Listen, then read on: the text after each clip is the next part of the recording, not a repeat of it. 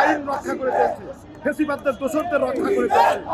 গত শুক্রবার যখন হাদি গুলিবিদ্ধ হয়, তার 2 দিন পরে প্রধান নির্বাচন কমিশনার বলে যে এটি একটি বিচ্ছিন্ন ঘটনা এবং এইরকম দু একজন মারা যেতেই পারে। এটা তীব্র নিন্দা প্রতিবাদ জানাই।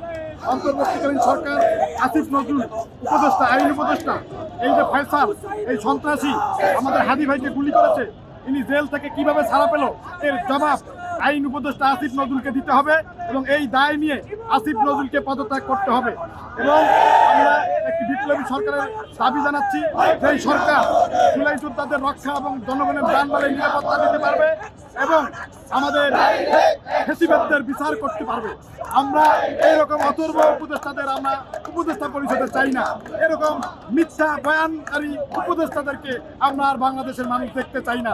যেই উপদেষ্টারা দাঁড়িয়ে দাঁড়িয়ে দেখে আমাদের জুলাই যোদ্ধারা হত্যা হচ্ছে, তারা কোনো পদক্ষেপ নিতে পারছে না, তারা কোনো রকম ব্যবস্থা নিতে পারছে না, তারা হত্যাকারীদের ধরতে পারছে না, তারা কতটা ব্যর্থতার পরিচয় দিয়েছে। এই লজ্জা, এই ব্যর্থতার দায় নিয়ে অন্তর্বর্তীকালীন সরকারের উপদেষ্টাদের পদত্যাগ করে অবিলম্বে বিপ্লবী সরকার গঠন করে জুলাই যোদ্ধাদের রক্ষা করতে হবে, দেশের জনগণের যানমালের নিরাপত্তা দিতে হবে, ফ্যাসিবাদদের বিচার করতে হবে। এই সরকার এগুলো পারবে না, এই সরকার শুধু বয়ান করে যাচ্ছে।